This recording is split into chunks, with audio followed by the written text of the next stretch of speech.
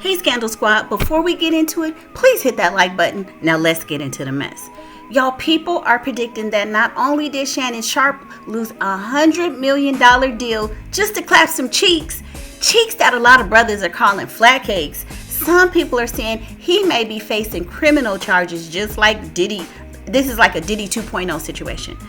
So y'all, let's just rewind here. Remember, Diddy got caught up in his current situation because first he was sued by Cassie, and then the other lawsuits and accusers start coming out of the woodworks, which initiated the federal investigation, which led to the indictment.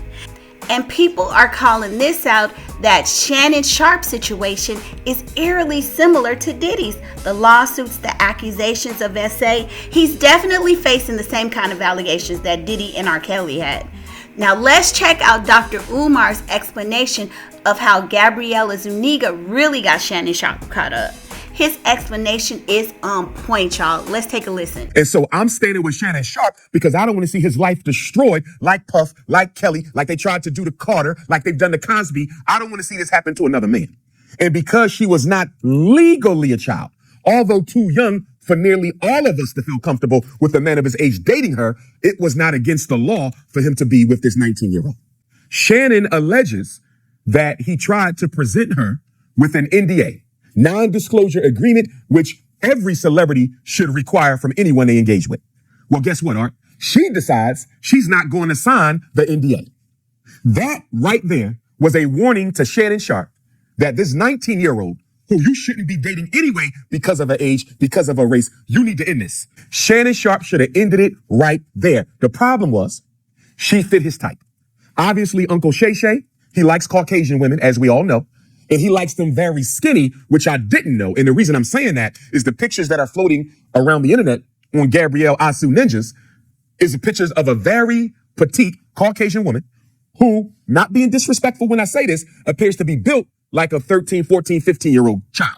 She doesn't appear to be developed like a woman. She doesn't appear to be a woman who's in childbearing age. There's no curves on that body. There's no lumps on that body. And according to her, allegedly, Shannon Sharpe told her that if she would lose enough weight for him, he would buy her some artificial breasts. Now, that's very puzzling to me, Art, because she's already extra skinny, extra petite, no booty, no breasts, no nothing. Why would you want her to lose any more weight? So from that, we can gather that Shannon Sharpe's type is an extra pale, extra skinny Caucasian. He definitely don't like them 5'5", thick in the thighs like Dr. Umar. He don't want butter almond. He don't want butter pecan. He don't want fudge, cinnamon, mahogany. He don't even want African vanilla, African butterscotch, African lemonade. He wants some pale and skinny. I want him brown chocolate and curvy. So anyway, let's back up. She sent Shannon a text, Art, and she said, I need $10,000. She sends Shannon a PayPal link for $10,000. Uncle Shay Shay says, I don't hit the Cash App. I got 10 grand for you when I see you. Gabriella says, I need it now. I'm broke. Uncle Shay Shay said, I'm not sending you no money electronically. 10K when I see you. So guess what she does, Art? Gabriella tells Shannon, take a picture of the 10,000 and text it to me. Guess what she was doing, Art? When she asked Shannon Sharpe to send her a picture of the $10,000, she was setting him up right then. She was setting him up with the 10K. What do I mean, Art? Prostitution is illegal in Clark County, Nevada. Prostitution is illegal in most states. So the reason she wanted Shannon Sharpe to send her a picture of the money so she could have him arrested for solicitation of prostitutions. She plays dirty, brother. She plays dirty. She was lining up her ducks already when she said, send me what black man you know, Art, going to send a 19-year-old OnlyFans snow bunny a picture of $10,000. You know what that looks like? It looks like I'm paying you for sex. That's prostitution. Puffy is being accused of that. R. Kelly was convicted of that. And the other thing she tried to get him on, Art, is the Mann Act. The Mann Act is a federal law that makes it illegal to transport women across state lines for purposes of sex. When Shannon Sharpe relocated to Las Vegas from Los Angeles, she followed him.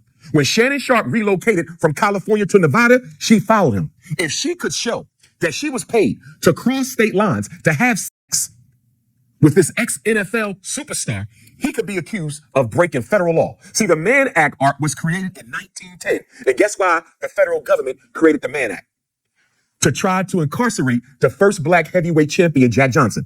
Okay, you guys, so you heard Dr. Umar say that he believes Gabriella set him up, and he even gave you the law. This is very similar to the same charges Diddy has, but we're also going to listen to Tough News TV. He came upon some information with some sources at ESPN talking about who actually set up Shannon Sharpe, allegedly, and fingers are pointing to Stephen A. Smith and maybe Tony Busby. But anyway, y'all, let's listen to this. This is crazy. So we got Gabriella Zuniga setting him up for the 50 million, and now they're saying even his own best buddy turned on him. But I do want to go ahead and read you all this information that slid across my desk. Now, let me go ahead and say this, that the information that lies ahead is all alleged. I was not there. I cannot confirm or deny that these actions took place. So, without further ado, it says here, Stephen A. Smith is a snake, according to former ESPN colleague blank blank, I can't say their name, guys, who claims that the takedown of Shannon was coordinated by Skip Bayless and Stephen A. So Stephen A. tries to push the narrative that he did Shannon a favor by bringing him to ESPN after Shannon left undisputed following the public humiliation handed down by Skip on national television. But ESPN bosses were already looking at Sharpe to give him his own possible segment on the network. Once Stephen A. got wind of the news, he went to the bosses in animated fashion and voiced his discomfort of Shannon possibly being given his own window on the network. ESPN caved to Stephen A.'s wishes and allowed it to seem that he was the so-called savior by offering Shannon a position on First Take. Collectively, many ESPN analysts state that behind closed doors, Stephen A. is jealous of Shannon and his success, especially when it comes to his successful podcast. So let's get into the meat and potatoes of all of this, and I will try to make this as short and uncomplicated as possible. So Skip believes that Shannon was behind Norshin Faraji filing a SA lawsuit against him to get back at him after the public banter took place that ultimately led to Shannon's exit. Skip says that there is evidence that Shannon's hands was all over it and even financially funding the accuser in an effort to take him down. And this is according to multiple Fox Sports analysts, and one in particular who is being sued right now for R in blank blank, I can't say their name. But Skip knew about Shannon's dirt that hadn't been completely swept under the rug when it came to Gabriella Zuniga, because Shannon started dating her in 2023, which is the same year he left undisputed. Skip also knew about Michelle Evans, who had accused Shannon of R because it was discussed by the bosses at Fox before he was hired back in 2016. So Shannon comes on First Take and does a fantastic job, and he brings on his business partner, Ocho Cinco, as they look to embark on a new horizon and shortly being offered a $100 million podcasting deal. The problem is that with Shannon being a LeBron fan, he had an issue with Stephen A. calling out LeBron as a father when it came down to Bronny's play on the court. There was a little bit of a back and forth behind the scenes between both men. So after LeBron checked Stephen A. courtside at the Lakers game, reliable ESPN affiliates admitted that it was confirmed that how LeBron got connected to do the Pat McAfee show was through Shannon, knowing that there was tension between Stephen A. and Pat over contract negotiations, as Stephen A. went to the bosses complaining that he should be the highest paid or at least comparable to Pat's salary given his contributions to the network. Stephen A. ended up signing a 5-year, $100 million deal. So LeBron goes on to the McAfee show and slights Stephen A.